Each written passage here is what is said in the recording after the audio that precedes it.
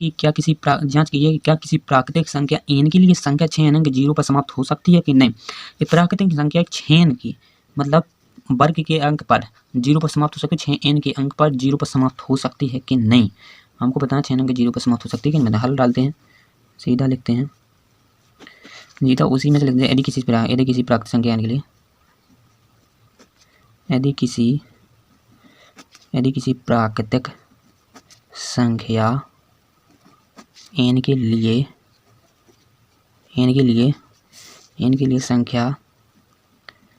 संख्या n अंक 0 पर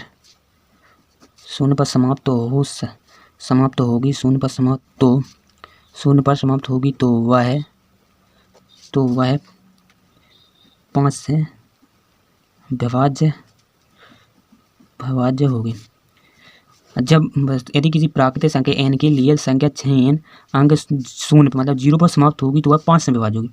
जब वह 6n अंक 0 पर विभाज्य होगी, 0 पर विभाज्य होगी तो वह 5 से विभाज्य होगी। 5 से मतलब भाग जाएंगे, उनकी गुणनखंड होगा 5। ठीक है, अर्थात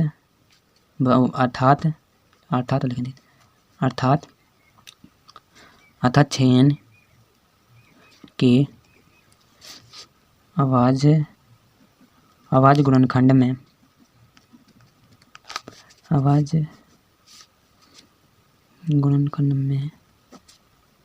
संख्या 5 आनी चाहिए। ठीक है, और इनकी गुणनखंड कर लेते। ठीक है, 6n की गुणनखंड करेंगे, कितने आएंगे। 6n की गुणनखंड कैसे करेंगे, 2 × 3 की पावर होल स्क्वायर की पावर 6n।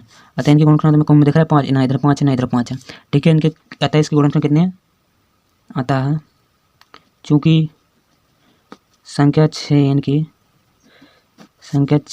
के अभाज्य गुणनखंड में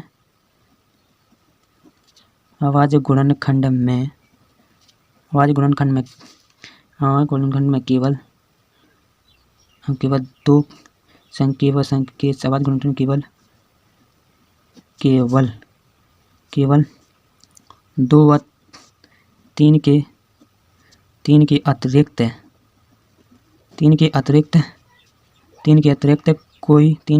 कोई अन्य गुणनखंड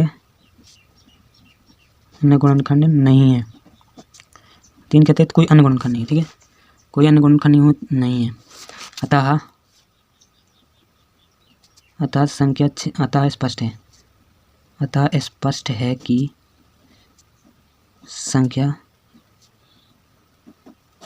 संख्या 6n अंक 0 पर समाप्त नहीं हो सकती है।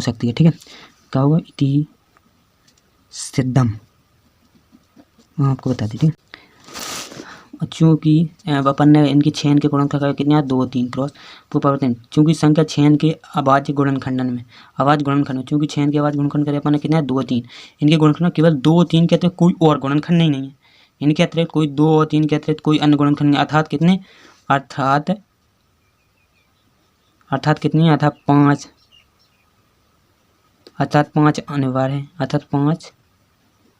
अनिवार्य है। अतः 5 मतलब 5 गुणनखंड उनको भाव चाहिए। 2 3 उनका 6 के गुणनखंड में तो 5 गुणनखंड होना अनिवार्य है। देखो यहाँ पर लिखा था अपन ने 5 से विभाज्य होगी, अभाज्य गुणनखंड में 5 संख्या आनी चाहिए। इनकी में 5 आई नहीं है तो इनकी भी अपना सवाल ही नहीं उठा कीजिए। संख्या 6n अंक 0 पर समाप्त नहीं होगी, इसलिए समाप्त नहीं होगी क्योंकि उनके गुणनखंड में 2 3 के अतिरिक्त कोई गुणनखंड है ही नहीं है।